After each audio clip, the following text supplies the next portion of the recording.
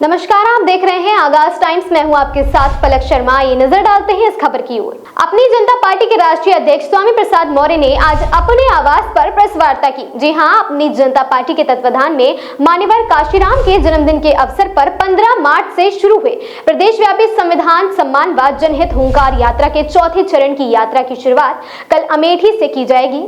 और क्या कुछ कहा स्वामी प्रसाद मौर्य ने, सुनिए इस वीडियो में। जो प्रदेश व्यापी भ्रमण पर निकली है, उसके चौथे चरण की यात्रा का शुरुआत कल अमेठी जनपद के जगदीशपुर विधानसभा से प्रारंभ होकर जनपद सुल्तानपुर, अंबेडकर नगर, अयोध्या, यानी 3 दिनों में अयोध्या मंडल की सभी जिले और विधानसभाओं को आच्छादित करेगी। 20 मई को गोंडा, 21 को बलरामपुर, 22 को श्रावस्ती एवं 23 को बहराइच, यानी देवीपाटन मंडल के चारों जिलों और विधानसभाओं को कवर करते हुए चौथे चरण की यात्रा पूरी होगी। हम जिन मांगों को लेकर के प्रदेश व्यापी संविधान सम्मान जनहित हुंकार यात्रा लेके निकले थे, उसमें से एक मांग पर केंद्रीय सरकार ने जातवार गणना कराने की सहमति दी है, लेकिन शेष अन्य जितनी भी हमारी मांगे हैं वो अभी यथावत जैसी की तैसी हैं। और उन मांगों को लेकर के जिसका पूर्व मैंने पूरा ब्यौरा दिया था, उन सभी मांगों को लेकर के यात्रा आगे लगातार चलती रहेगी। इस यात्रा का मकसद है प्रदेश और देश की जनता के साथ भारतीय जनता पार्टी यानी डबल इंजन की सरकार जो अपनी जवाबदेही से भाग रही है, जनता के हितों की अनदेखी कर रही है, झूठे वादे और झूठे सपने दिखाकर वोट तो लेती है, लेकिन जब इनकी समस्याओं की बात आती है तो सरकार कुंभकर्णी नींद में आ जाती है। जिसके नाते आज भी देश का करोड़ों नौजवान बेरोजगार है, महंगाई आसमान पर है, गरीबी बेतहाशा बढ़ी है, यहां तक कि 80 करोड़ लोगों को अपनी जिंदगी 5 किलो 10 किलो चावल पर बिताने के लिए मजबूर होना पड़ रहा है। किसान समस्या में उबाए खड़ी है और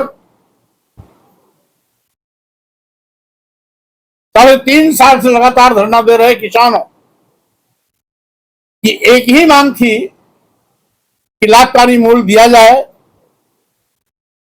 और उसके लिए आवश्यक है कि न्यूनतम समर्थन मूल्य की घोषणा की जाए, लेकिन केंद्र सरकार ने अभी तक नहीं किया। न लाभकारी मूल्य दिया, न न्यूनतम समर्थन मूल्य की घोषणा की, और न ही किसानों के फसल को चरकर चौपट करने वाले छुट्टा जानवरों के प्रति कोई प्रभावी कार्रवाई हुई। नतीजा है कि आज किसान भी परेशान है। यही नहीं, अभी भी कई बार सरकार के संज्ञान में लाने के बावजूद भी अनुसूचित जाति, जनजाति, पिछड़े वर्गों का आरक्षण शून्य और निष्प्रभावी किया जा रहा है।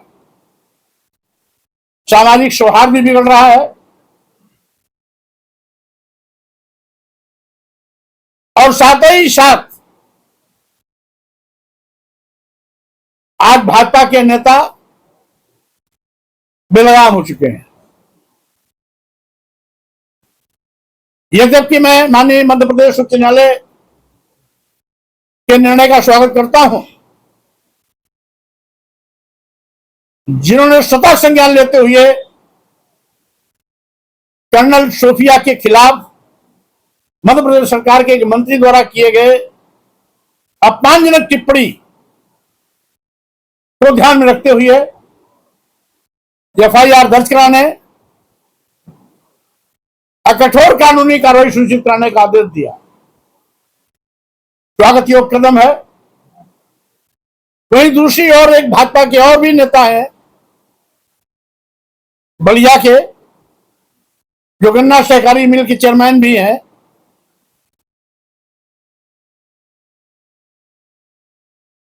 70 साल की उम्र में जिस तरीके से बारबाला को जंगे पर बैठाते हुए उन्होंने भोंगा प्रदर्शन किया, उसके चलते भाजपा को घुटने पर आना पड़ा और उनको भी पार्टी से बाहर का रास्ता दिखाना पड़ा। आज ये अराजकता की ही देन है कि कानून को तोड़ने वाले के खिलाफ माननीय मुख्यमंत्री जी की जो जातीय दोस्ती है, उसके चलते एक जात विशेष के लोग अपने को कानून से ऊपर समझते हैं, संविधान से ऊपर समझते हैं, समाज और राष्ट्र से ऊपर समझते हैं। इसी प्रकार से मनमाने बयानबाजी से न केवल चर्चित होते हैं, लेकिन आए गए दिन भाजपा को भी बैक फुट पर लाके खड़ा कर देते हैं। इस यात्रा के माध्यम से मैं इस बात को भी जोड़ूंगा कि भाजपा के नेताओं ने जिस तरीके से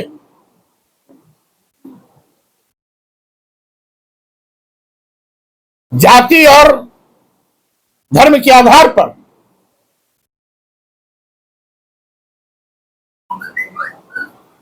दुश्मनों के दांत खट्टे कर देने वाली इस भारत की बेटी कर्नल सोफिया ने जिस साहसिक कदम के साथ पाकिस्तान को मुंहतोड़ जवाब दिया, भाजपा के कुछ नेताओं ने जो अभद्र टिप्पणी की, ऐसे लोगों की मैं घोर भर्त्सना करता हूं और सेना का सम्मान सर्वोपरि है।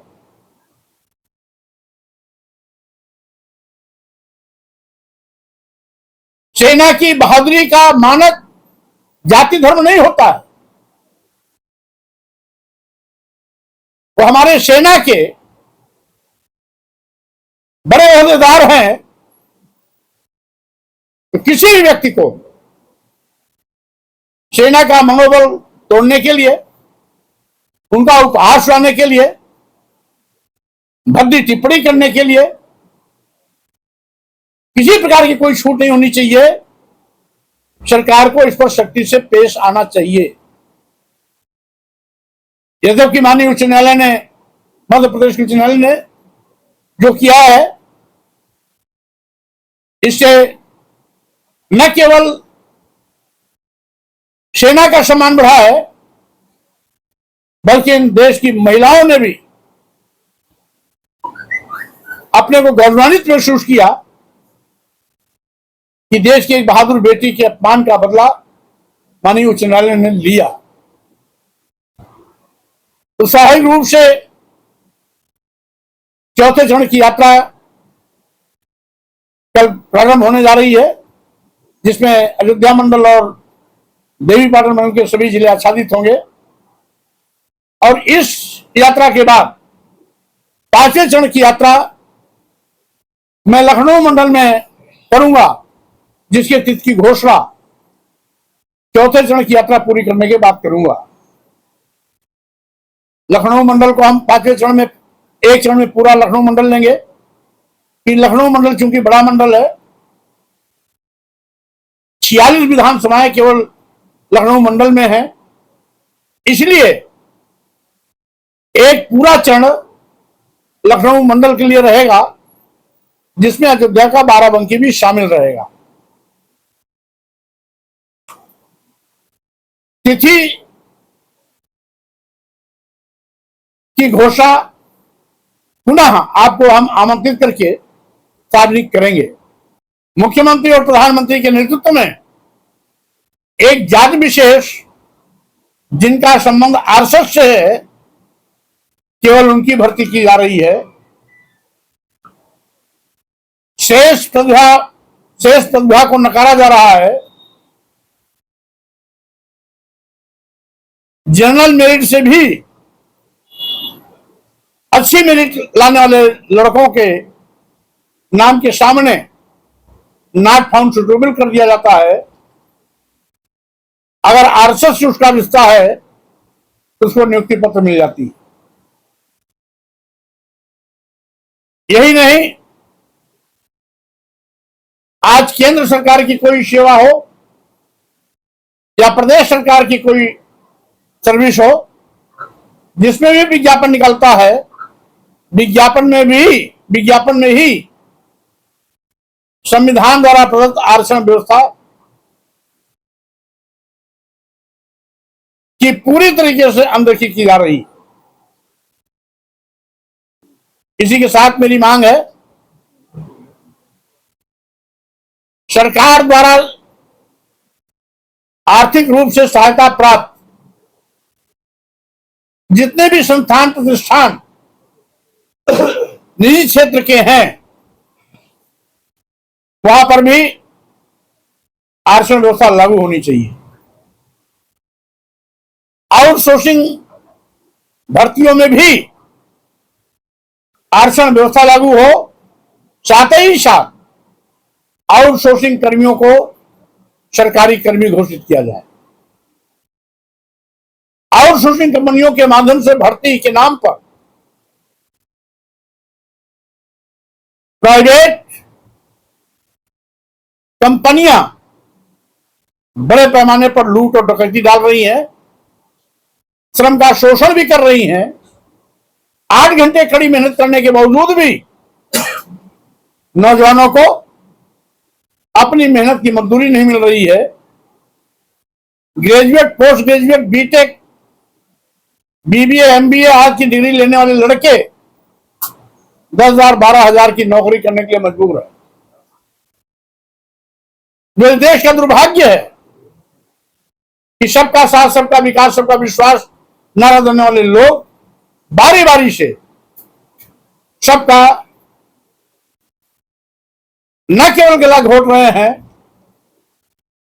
बल्कि विश्वास को भी तार तार कर रहे हैं और साथ ही साथ सम्मान के साथ खिलवाड़ कर रहे हैं। इसीलिए इस यात्रा के माध्यम से पूरे प्रदेश की जनता को सरकार की काली करतूतों से सावधान करना और सरकार को अपने संवैधानिक दायित्व की ओर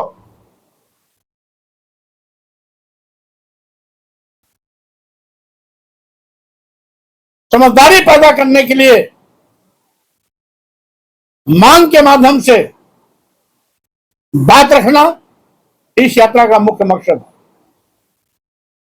क्योंकि जब संविधान की कसम खाने वाले लोग संवैधानिक पद पर बैठकर संविधान की धज्जियां उड़ाएंगे, तो स्वाभाविक रूप से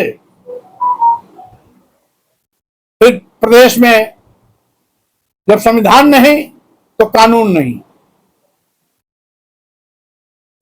अब जिसका कारण प्रदेश में दिखाई भी पड़ रहा है कि आज एक वर्ग जाति विशेष के लोग जो अपने को मुख्यमंत्री की बिरादरी का बताते हैं, करणी सेना के नाम पर उत्तर प्रदेश की कानून व्यवस्था को ठेंगा दिखा रहे हैं।